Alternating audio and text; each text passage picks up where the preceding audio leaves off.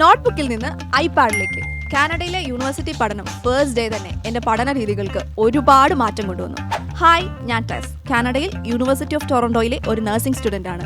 University of ടൊറന്റോയിലെ first ഡേയെ പറ്റിയാണ് ഈ വീഡിയോയിൽ ഞാൻ പറയുന്നത്. അത്യാവശ്യം പഠിപ്പിസ്റ്റ് ആയതുകൊണ്ടും യൂണിവേഴ്സിറ്റി ഓഫ് ടൊറന്റോയിലെ നഴ്സിംഗ് ഈസിയായി ക്രാക്ക് ചെയ്യാമെന്നുള്ള ഓവർ കോൺഫിഡൻസ് ഉള്ളതുകൊണ്ടും നമ്മുടെ നാട്ടിലൊരു കോളേജിൽ എങ്ങനെയാണോ ഫസ്റ്റ് ഡേ പോകുന്നത് അതുപോലെ തന്നെയാണ് ഞാൻ ഇവിടെയും പോയത്. കയ്യിലൊരു നോട്ട്ബുക്കും ഒരു പേനയും ഒരു ബോട്ടിലുമായിട്ട്. പക്ഷേ ഫസ്റ്റ് ലെക്ചർ സ്റ്റാർട്ട് ചെയ്തപ്പോൾ തന്നെ എനിക്ക് മനസ്സിലായി പണി പാളിയെന്ന്. എൻ്റെ കൂടെയുള്ള ബാക്കി 199 പിള്ളേരും അവരുടെ ലാപ്ടോപ്പും ഐപാഡും എടുത്ത് ടൈപ്പ് ചെയ്യാൻ തുടങ്ങി. എൻ്റെ ചുറ്റും ടൈപ്പ് ചെയ്യുന്ന സൗണ്ട് മാത്രം. ഇവിടെ നോട്ട്ബുക്ക് എഴുതുന്ന രീതി ഇങ്ങനെയാണെന്ന് മനസ്സിലാക്കിയ ഞാൻ ഫസ്റ്റ് ഡേ തന്നെ എൻ്റെ നോട്ട്ബുക്കിനോട് വിട പറഞ്ഞു. അങ്ങനെ രണ്ടാമത്തെ ദിവസം ഞാൻ പോയത് എൻ്റെ ലാപ്ടോപ്പുമായിട്ടാണ്. പ്രൊജക്റ്റ് ചെയ്യാനും ഇമെയിൽ ചെക്ക് ചെയ്യാനും മാത്രം ലാപ്ടോപ്പ് യൂസ് ചെയ്തിരുന്നു. എനിക്ക് ക്ലാസ്സിൽ ടീച്ചർ പറയുന്നതിനൊപ്പം ടൈപ്പ് ചെയ്ത് എത്താൻ പറ്റുന്നില്ലായിരുന്നു. സോ മൂന്നാം ദിവസം ഞാൻ ഒരു ഐപാഡ് വാങ്ങി. അതാകുമ്പോൾ എനിക്ക് എഴുതുകയും ചെയ്യാം. സംഭവം ഡിജിറ്റലുമായി ആപ്പിൾ ആയതുകൊണ്ട് ജാടയ്ക്ക് ഒരു കുറവുമില്ല.